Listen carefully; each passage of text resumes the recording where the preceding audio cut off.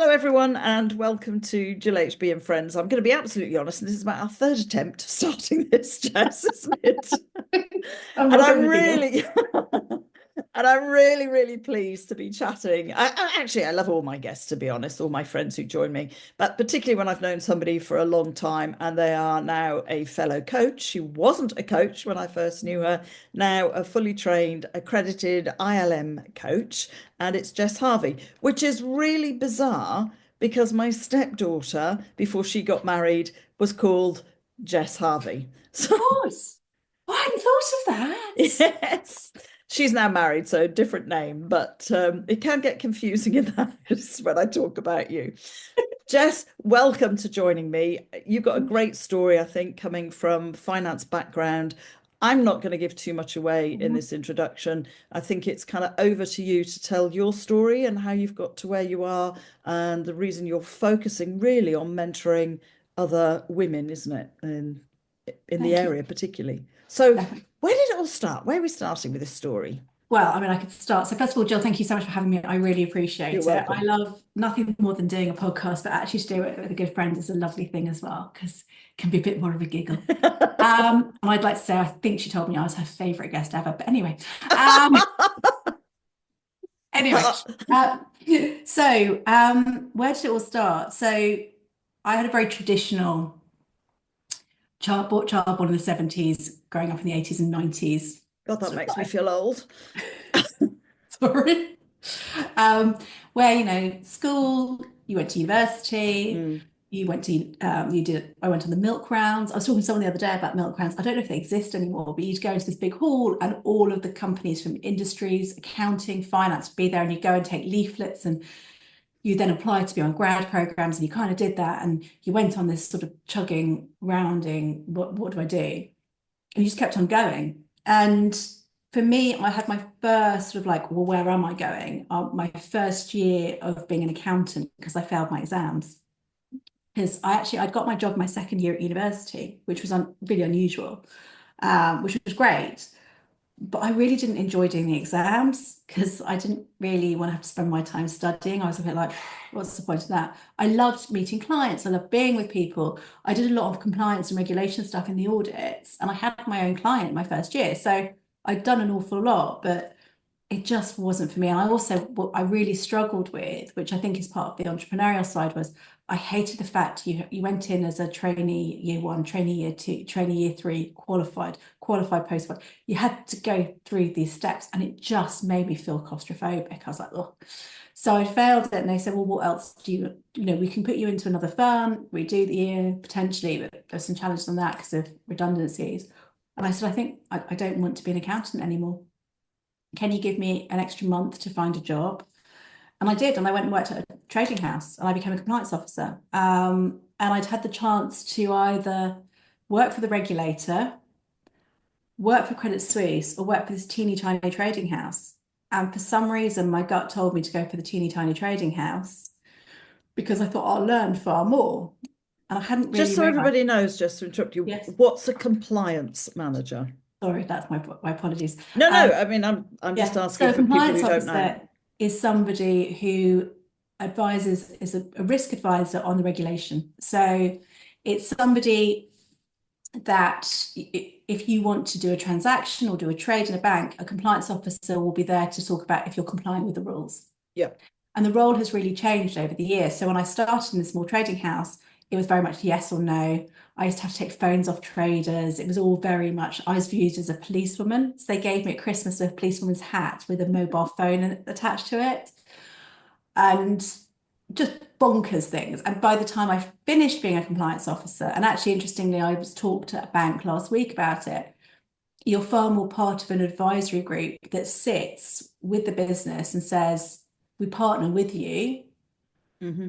I used to be referred to as the grumpy old lady in the room because I'd be like, have we thought about this? This might be a better way of doing it. And so it's a really interesting role, and it means you need to understand the business and the product as well as being able to explain, articulate, communicate, and be pretty resilient as well, Hmm. because nobody's ever going to say to you, well done for making sure it all went well. They're just going to say, why hasn't this happened? So that's kind of the role of a compliance officer, which is probably why I did it for a while. Yeah.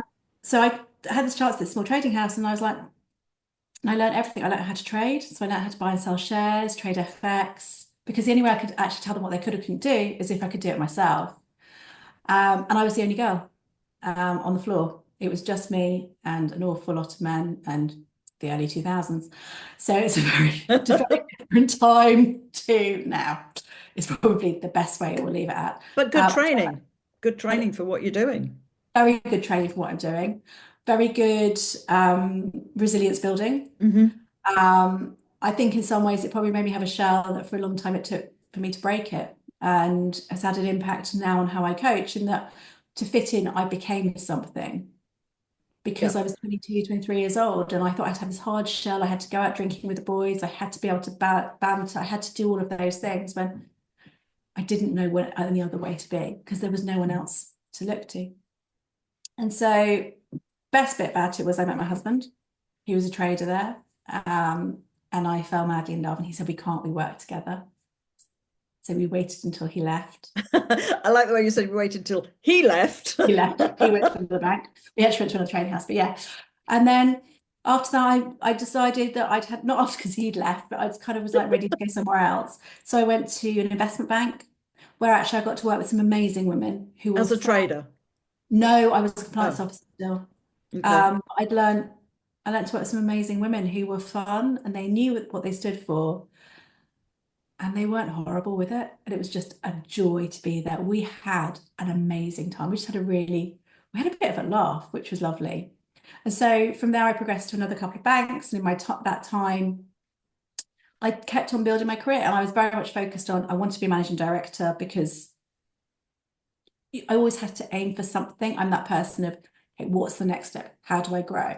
Mm-hmm. Probably to a point now that I don't think I appreciated the journey as much. And I was talking to a client before this, actually, who's also in banking, and I said, you've got to stop and take a rest. And Yeah. it's really influenced me. So we Because fast forward. we do that, don't we? We get to that next level, and now rather than appreciate that coming from corporate background, we want to get to the next one. We want to get to the next one. We want to get to the next one, and you don't enjoy the journey. You don't. And you often think, when I get to the next level, I'll have all the answers. It took me ages to realize that more senior compliance officers hadn't memorized all the rules. They just had common sense and experience, and they'd just seen it 100 times. And when I got to that point of realization, my shoulders literally dropped that day. I was like, oh, if they haven't got some, like, I don't know what I thought they had, like some secret squirrel club or something. It was just, they were just kind of figuring it out as well. And I went through various banks, ended up in my final bank.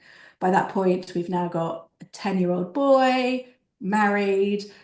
It's got to a point that I was like, this is, great. And I went on an amazing course that one of my favorite pieces of training I've ever done. It was with the London School of Economics. So like amazing people. It was all about how to learn to fail, and how to learn to fail fast, and how to get back up. Because in big banking organizations where it can be really bureaucratic, and there's processes because you have to have them, sometimes it means that change is quite difficult. But if you have people with a different mindset, you can still do that. So they had this group of MDs, and it was brilliant, all super excited.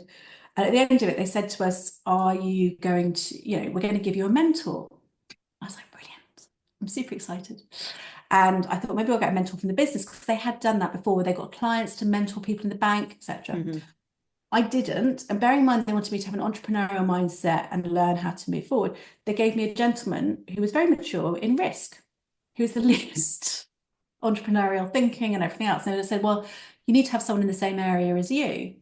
And it really got me thinking of, actually, but do I? And I started to think, well, hang on a second. If I wanted to learn about that bit for my career, wouldn't it be great if someone who was an entrepreneur mentored me? Yeah. And at the same time, they've been asking me to find a female MD to mentor me, because that's what I needed. But there was no one I wanted to. And I was like, but wouldn't it be amazing if it was a woman?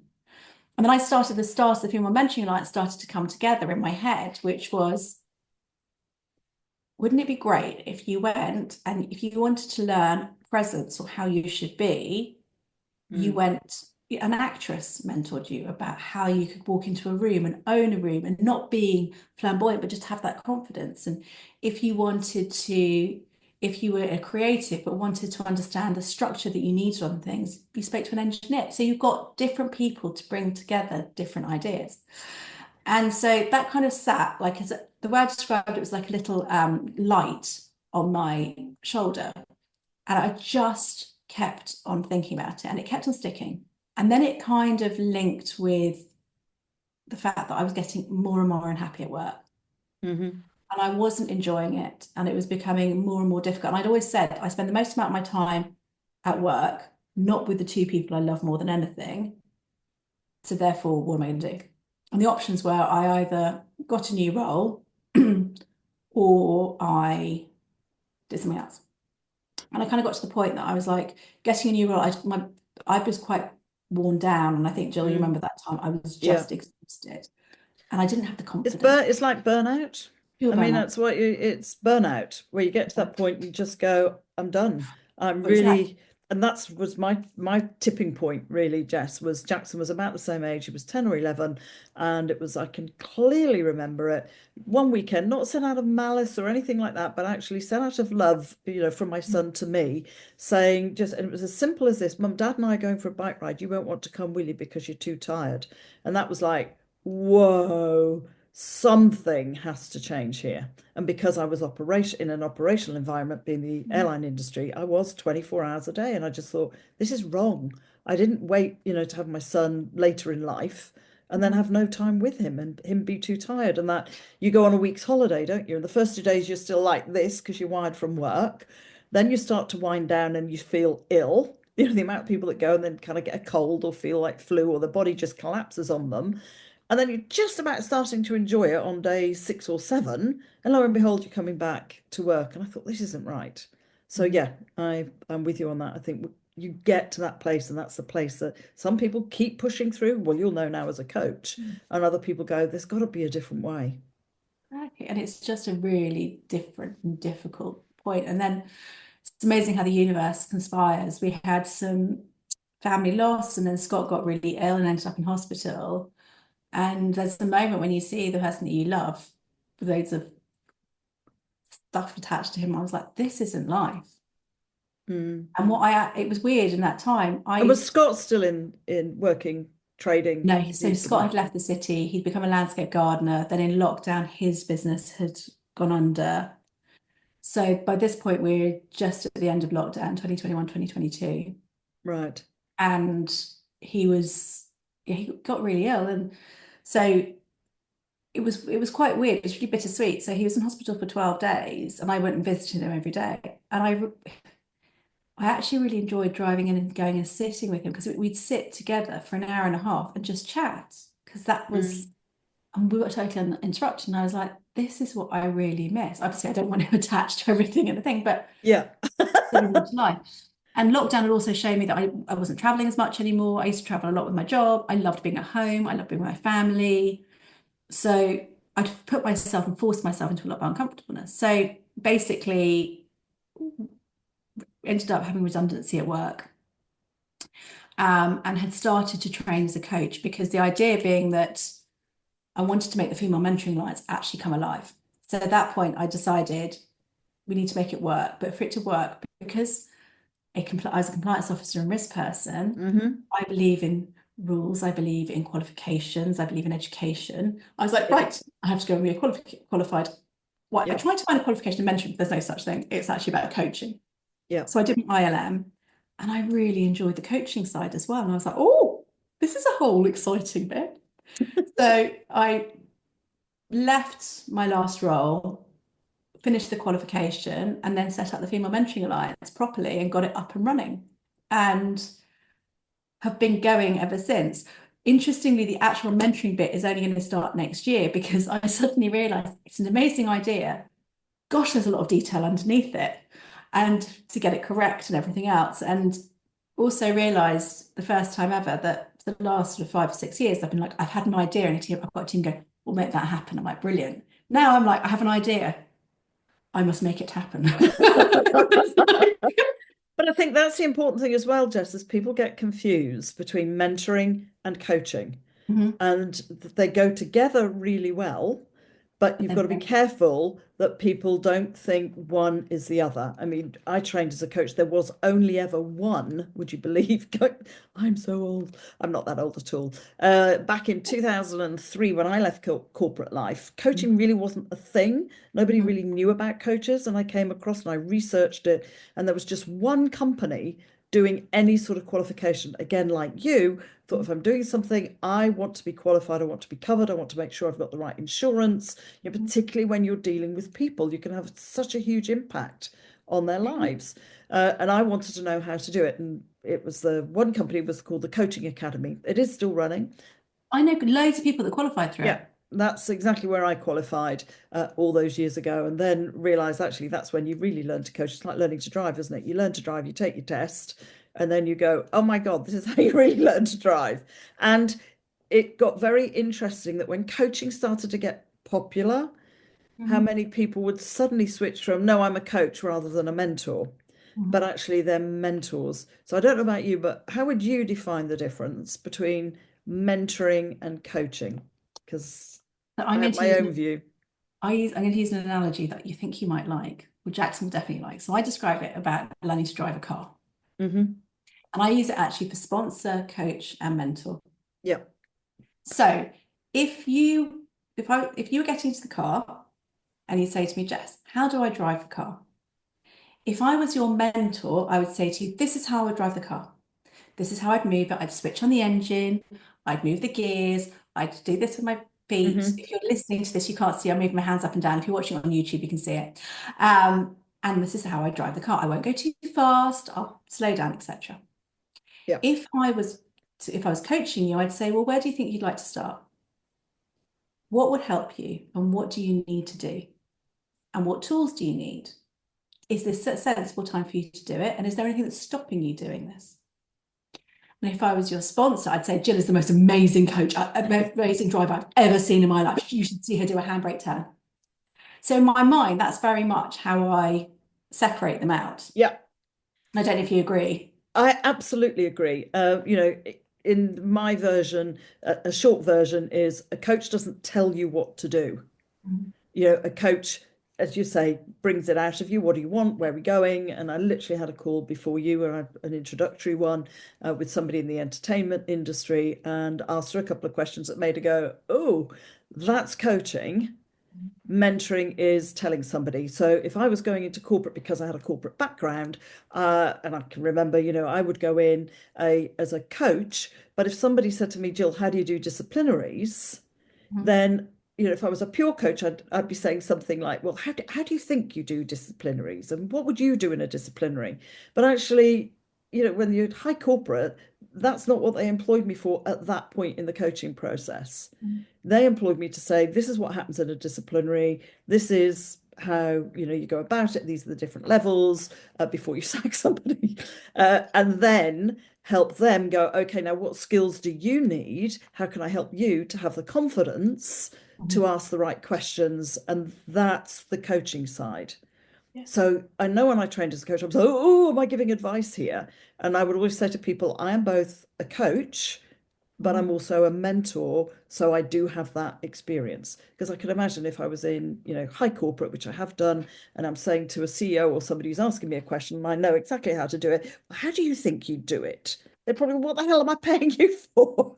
Yeah, and that's exactly how I see it, Jess. Mentoring is you tell people, here's a task, here's what you need to do, here's a questionnaire to fill in that will answer this, that, and everything else. Coaching kind of gets to the unconscious Mhm. type of level. And yeah, how can I help you get to where you want to go? And there are times it's interesting, as you said, that often there's a blend. And Hmm. the client this morning, she's like, well, it was really interesting. She said, how do you make sure that you get everything done every day? And I was like, well, I don't. Let's be brutally honest. I said, Sabina, there's some tips and tricks I can give you, which Hmm. isn't coaching. I said, but what let's focus actually to start with on what is it you want to achieve? So you Correct. can so there is that blending piece. And there's often I will say to people, I'm taking my coaching hat off now, and Yep, I'm going to I mentor do. you. And I indicate the difference and the move and the switch. And I ask them. And but I've found, and I don't know if you found the same, Jill, that often people come to me, they're like, I want to be a female MD in a bank. How should you do it? I'm like, that ain't coaching. that ain't even mentoring. A, you're not me. We have a Yep. very different journey. And B, you've got to work out what you want first, because it's not a recipe book. And equally, see, don't do it. It's just not worth it. And that's the point, isn't it? It's about Yeah. saying to people when they say to you, how did you get to where you are? Well, this is how I did it, but it was a different time, different people I came into contact with. I have a different personality to you. I operate differently to you. And it's helping that person go, okay, this is where you want to go. Let's see what we need to do to get you there. You know, Whereas some people say, oh, just get on social media and do posts. But if there's something blocking that person who is very private and doesn't want to do that, then you help them find a way in which to do it that is comfortable and suits them. And that's not to say I don't help expand their comfort zone and look at self-limiting beliefs. But exactly like you, Jess, and we were taught when we were trained as a coach all those years ago, I now will say, look, this isn't coaching, but my advice or my suggestion is no more important than any idea you've come up with. If I'm asking them to come up with options, the coaching question, and there's one that they're not saying, which is like standing out like a sore thumb, kind of going, nah, nah, nah, and they haven't seen it, then I will say, okay, as an additional thought, I would see this, and that's no more important than yours, but do you want to add it, to the list? And I yeah. think that's really important. And people are so confused. And you get so many people who say they're coaches and they're not. And it is true. It's a very Fine difficult line. thing. It's a really fine line. And it's also, I think I always advise when I speak to someone, they're like, yeah, I want to go with you. I'm like, have you spoken to anyone else? Have you Correct. actually made sure there's a good fit? And if they have, I tend to be more comfortable, and also Hmm. getting to the point now where I feel uncomfortable with people. I'm like, do you know what? This isn't for me. This isn't the right person. I'm not going to. And that's, I think, really important. That's really important as a coach as well, because one thing I always explain to my clients is I don't know your life. I know you and we talk to each other, and it may appear we have an intimate relationship because we spend Hmm. 6 hours together or whatever it is, but I haven't walked in your shoes every day. I don't know how you brush your teeth. I don't know how you react to certain things. Therefore, I will never be you. And therefore, anything I offer, I can only offer. Hmm. And it is, you have to unfortunately do the hard work. Yes. I think that's an important point as well, that we don't have a magic wand. How many people come and expect a magic wand? I would use with my physio friends, they'll say people go for physiotherapy, but they only tend to do that half an hour they're with the physiotherapist. They think that's their physiotherapy. They get given exercises to do, but then they don't go away and do them and then wonder when they come back in a week's time why they're no better. And you're right. I mean, you're NLP trained now, the same as me. And I can tell you what to do, but if you don't want to do it in your own head and you're not going to put that work in, with the best will in the world, nothing's going to change, It's you not. know? I remember I had the light bulb moment a few years ago, way before, it was probably the start of me changing, was I can listen to all the self-help in the world, I can listen to all the motivational stuff in the world, but unless I actually do something myself, it's not going to happen. It just doesn't happen by osmosis. Yeah. Tell you what, it's really annoying. And equally, if you, as you said about the magic wand, if I had a magic wand, I wouldn't be a coach. I'd have won the lottery and be sitting in the south of France. But you have to put into it, and that's really important. And it's also why I'm being really careful about setting up the mentoring circles and things, because so I can make sure it's a safe place for women and they have that feeling, because no one's going to do it for you. Yeah. You have to have that sort of, you have to put it in for yourself. And I think it's something that's very interesting. We talked about social media and things, that there's so much out there. Look what I did in 6 weeks. And now I Hmm. have six figures every month. And it's just goes at you the whole time, especially when you've got your own business. You're like, oh my goodness, if you're not careful, you could go insane. Yeah. Um, but it's, people, But you that have, you and I were just talking before we got on the call about doing due diligence. yeah, And because there's so many out there saying, "Oh, look at me, I'm this great person, male, female, whatever, do what I'm doing." And then if you do your due diligence, if they run a company and have a look at company's house, just make sure, yes, in their head they might be successful, and that's a coaching bit, isn't it? Not to mind read, but make sure it's the same level of success that you use as a definition for success. I think that's really important. And if success for you, somebody saying, "Oh, I'm really successful," I use this always as an example about mind reading, which as a coach is why we ask, "What does success look like to you?" Or, I had somebody in Morgan Stanley come to me, "I want to earn a lot of money." In my head, that might be 200,000. Well, his bonus, he wanted his bonus to be higher. He said, and if I was coaching him on 200,000, I'd have been way off. He'd have been thinking, what is she coaching me for? When we're talking more, 750 to a million type bonus. And I think that's where you have to be really careful. So I agree. Do your due diligence. Client I've just, as I said, spoken to before we came on here, has worked with somebody else, has worked with a couple of other people, but realized, she needed somebody different. And that's when I have 5 mentors. And I think it goes to what you were saying. If you need confidence, then bring in an actress. If you need this, then talk to an engineer. If you need that, then, because somebody said, why have you got all these different mentors? Because they all bring something different. And I might talk to all 5 of them to get a different point of view on something, which I find really beneficial. And you should never be afraid to say goodbye to a coach. I don't take it personally. I don't know about you. If somebody says, well, actually, and sometimes I'll say to clients, look, I think we're better off with this person. You and I've already done that, go to this person, or, go here first and then come back and see if it's right. And that's, I think, it's really important. It's that you work as a coach, you work with someone, but they're not your friend and it's not your identity. Exactly. Because often when you move, so the challenge I have had is I've been very lonely as in my role. And I have a business BFF, and basically we meet each month, and she's brilliant. We sort of I use her to map things out, and we talk through things. And I've also got a VA who is wonderful, but I don't see them all the time. And I was at something the other week, and I was like, it's really lonely working on your own. And she was like, well, you should never be lonely. You've got me. And I said, what do you mean? She goes, well, just FaceTime me if you just want to go, oh my Lord. And it's true, because if you're not careful as a coach, you can attach yourself to your clients. And I never did that. And that's probably why I felt so lonely. Yeah. And I took the step back. I was like, right, this is what I'm going to do. I'm going to do this, I'm going to do that, and blah, blah, blah. And if you do as a coach, then you're creating a codependency, which can be incredibly unhealthy for the client and for yourself. And equally, I had one client who was like, I want to see you like once a month, every month for the next couple of years. And I was like, that's not a coaching relationship. That is a codependency, or a dependency, not a codependency. That's not what this is about.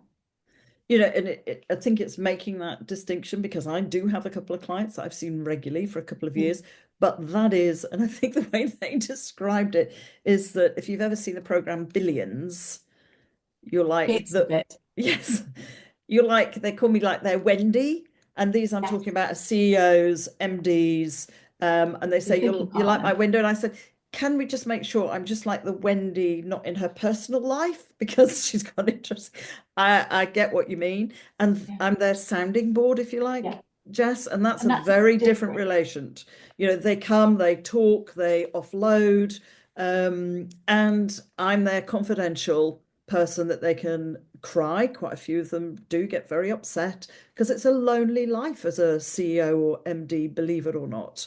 And you can't really talk to anybody, not even their partners, whether it's wives or husbands, because they bring their own stuff to that relationship, to any comments that they're making. They bring their own fears. If somebody's saying, I want to expand the business, I'm going to invest, the partner might be going, yeah, but how are we going to afford this? And is that a good idea? And sometimes they just want to go, bleh. I have one great client, I love him to bits, and he just says, you're the only person who's, brave enough to give me a bloody nose, and I need it. Because he owns the company, and everybody else is petrified if they say anything, they're going to kind of get, he's quite known as, he's going to get the sack sort of thing. And he said, I know you'll give me a bloody nose. And we laugh about it. I said, I've got my boxing gloves on, here we go. What's up today? And I think, again, that's that clarity, isn't it, between it. So come on, tell us a bit more then about the Female Mentoring Alliance. So and TransformHer, which I think is great. It's transform, but rather than transformer, it's transform with a capital H, her, which I think is brilliant, Jess. Come on, give me some more. It's a bit like when I did my dissertation at university. The title was actually far better than the content, but this time it's the other way around. So So as I said, the Female Mentoring Alliance started before doing the mentoring side. I do one-to-one coaching with women. I tend to coach a lot of women who are in finance because that's my background and I get it and I speak their language and they can say to me about various things and they don't have to explain any of that. And often I think when you are trying to get through and noodle through things, being able to speak that same language can really help them. But I also, that being said, I've got a coach. I'm coaching. Well, I start coaching a lady next year who has her own business. So I do various ones. So I do that side, and then I've got 2 group programs. So I've got Career Accelerator, which is my sort of entry level is the wrong word, but it's like it's an online program and you have weekly calls, and it's for 6 months, and it's great. And you work through. It's more of a self-coaching piece, and the calls themselves are question and answer. So I'd say that's far more mentoring because different people are giving different advice. And then I have TransformHer, which is my lovely program, because at the end of it, each time by session 6, I'm hardly saying a word.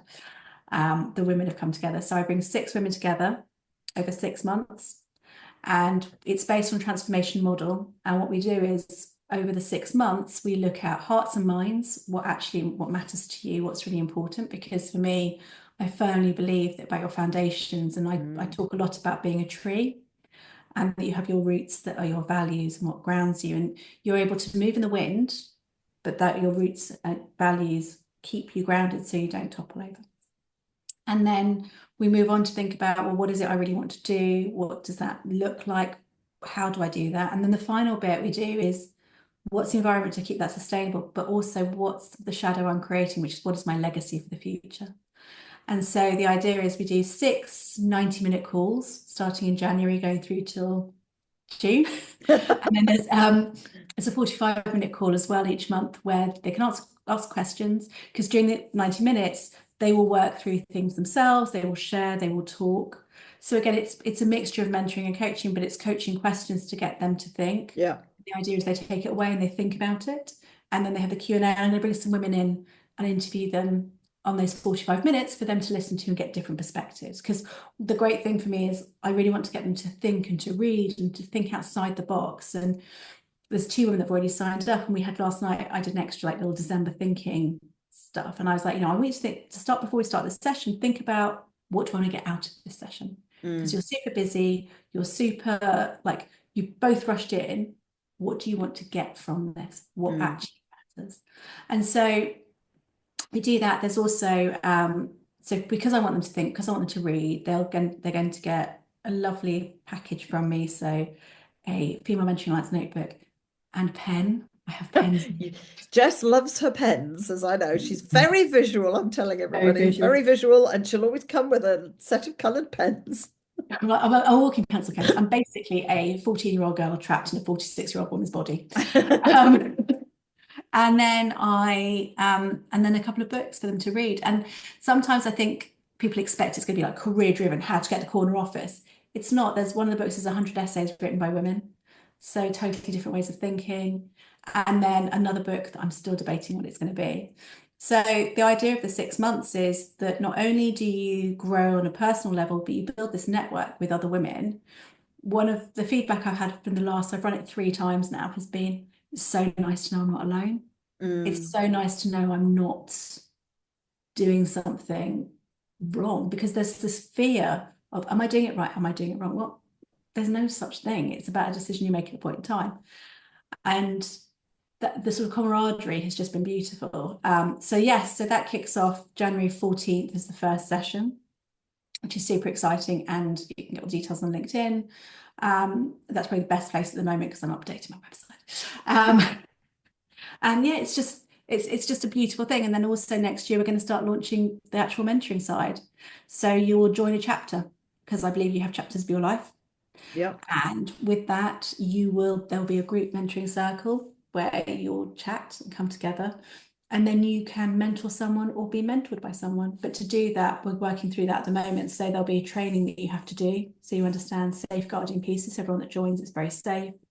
And it'll be like a monthly membership effectively. And from that, you can then buy courses and stuff. So the idea is that beautiful phrase of when women support women, amazing things happen, we actually bring that to life. and just have lots of different women from different backgrounds. And every time I've talked about it, everyone's like, yes, I want to do this. So it feels like it's something that's a real calling for. Yeah, and that's where it comes from, isn't it? You talk to other women and then you find out. And that's the flow that I've learned over the years, is it tells you the direction that your business goes. And I know as a coach, I review and review and reflect. And actually that period of time is coming up for me. I love that. Is it whatever they call it, between Christmas and New Year, those days when all the Christmas stuff is done, I've done the cooking, it's all done, and I've got a few days, and that's often when I will then sit and reflect. And that's when I'm not, as you know, I'm not big into journaling. I understand loads of people are, but I do sit down then and go, okay, let me have a look at my be do have list. What do I want to add to it? Oh my goodness, I've done all of this. And that's the only time I look at it. And you suddenly realize how much you've actually done. And yeah, the mentoring, coming together with women can be great in the right space, and everybody can uplift people. So you're right about the books as well. There's some books that aren't the business books, but I found really useful over the years. I don't know if you've ever read Who Moved My Cheese? And Have I you got got the it on your sequel as bookshelf? well. I've literally got, my husband did say, one day I was like, I'm really worried about money. He's like, well, if you look at the amount of money that's on your bookshelf behind you. Who Moved My Cheese is wonderful. And I can't remember the sequel to it. It's brilliant. It's absolutely It's brilliant. such a easy book. You can read it within kind of half an hour, and yet the message in there is phenomenal. And It's I know, true. like you, where clients have come, I had one, and in the end, I finished the contract because I thought I'm not getting anything out of this, and this is ridiculous. And I don't believe in just taking the money for taking the money's sake. If I'm not moving somebody forward, then it's time to finish the contract, and we'll eat bread and lard, for a week. And it is that, oh, could you give me another self-help book? And I've said to this person, okay, I gave you a list of books. Have you read every single one of those books, and have you done every exercise in those books? Well, no, I've kind of read half of them, and well, no, I haven't done the exercises. Well, there is no point me giving you another self-help book, which goes back to, doesn't it? Like we were saying, that unless you actually do the work in those books, and I mean religiously do the work, no point reading them. You might pick up a kernel of an idea and go, oh, yes, that's nice. And after a time, I must admit, there's not many self-help type books that I read now where I get a huge amount of new information. There might be one thing that I really go, oh, actually, that's a good viewpoint or whatever. But having a group of people, it does make you work through it, doesn't it? Yeah, it And it does. keeps you accountable in some ways. It does. And it's that sort of, in one of the sessions, a girl came in, she's like, I'm so sorry. She said, I just didn't want to let you all down. I was like, including me. She's like, no, not you, this lot. I was like, and that I think is really wonderful. And there's nothing, I always love putting people together for dinners, introducing friends. Mm, I think it's that sort of matchmaker side of me, if that makes sense. So when I see these people coming together and feeding off one another and getting enjoyment, and when you see that in groups, it's mm. just beautiful. No, I agree. So as you say, you've got the female, obviously the Transform Her group, you've got the mentoring group going on, and it's all developing, isn't it, as you go. And Grown. it really kicks off next year. In the Yeah. same way, I keep trying to ignore it and it keeps hitting me in the face. So maybe I should start to really think about it. I deal with mainly, I don't know why. Do I need to know why? Not really. I deal with a lot of males. Most of Mhm. my clients are male, and I'm finding with them, they absolutely think they're the only ones. And I'm looking at, is there something that I could do? And again, it's looking at marketing, putting the idea together for men, because they Mhm. definitely need that as well. Yet they will work in a different way to women. So that's then looking at not so much we're all sitting down and, I don't want to call it a retreat or anything like that. That would, I've found for most men, make them run for the hills.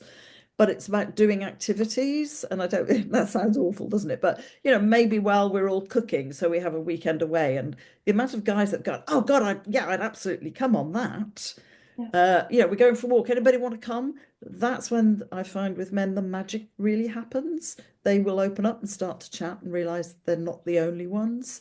So Mhm. again, maybe I ought to look, because it keeps hitting me in the face. Completely. You have to. I mean, there's some amazing programs I've seen out there, and it's so true, and it's interesting. It's very there's a real imbalance, and people talk so much about how there's not a balance between men and women, but actually, when you look at things like support, I firmly believe it's the other way around, and actually there Yeah. needs to be a lot more. And I look at my husband, and talking to him is basically when we walk side Yeah. by side, not looking at each other. And the challenge I have now, and I don't know if you have this as well, Jill, so if I'm trying to talk to my son or my husband, they're like, don't coach me. I'm like, I'm not, I'm literally ask a question.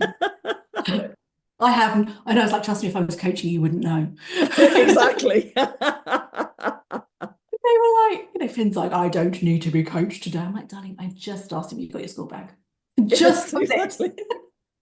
But I agree, and that used to be when Jackson was, younger. It would be when I was taking him kickboxing in the car. Then Yeah. he would tend to chat, which is why I offered when I was in Surrey, and I could do here if I want to do, is what I call my walk and talks. So Yeah. I'd get a route that would be an hour. There'd be a coffee shop. So if somebody wanted longer, then fine, we do an hour and a half. And a lot of clients loved that. A, you're out in nature, which reduces stress automatically. B, just walking along and talking, people open up way more. And then by the time we get halfway, we could probably stop for a coffee if they wanted. If not, we just keep walking. And it worked a treat with teenagers as well, Jess, absolutely unbelievably. But in the car, and joking about the coaching side, I know when my son wants that, because I have a rocking chair here in my office, and always been. And when he used to come in from school, if he came in and went, "Oh, hi, mum," and then went out again, I knew didn't want to talk to me. If he came in and went, "Oh, hi, mum," and he'd sit in the chair, I call it a rocking chair. Yeah, I didn't at the time, but it's become it now. I knew then that he wanted my attention, that he needed something. And here he is in his 30s, and I'll often get a text or a message saying, "Mum, can we have a rocking chair chat?" And that's when I know that, yeah, this is a different sort of Yeah. conversation. So that's when I go more into coaching mode. And he knows it as well. So we have that relationship that says, yes, I know I'm asking for some coaching here, but we call it his rocking chair moments or a rocking chair chat, which is great. And I don't think enough guys have that opportunity. I know they don't. We've had musicians come and stay who've said, "Oh my God, Jill, if you were running something like that, I'd certainly come," where it's very, what's the word? Not organic. Yeah, organic in some ways, that it just happens. We don't have a topic we're going to talk about, but it's based around something, whether that's, I don't know, whittling a spoon, or me doing some willow weaving with them, or everybody's cooking dinner tonight, but a very relaxed environment. So yeah, it doesn't. We've started to work out the best way to talk to Finn. So it's when he's in the bath. So we have a bath in our bedroom because I decided I wanted to be able to sit in the bath and watch Murder, She Wrote.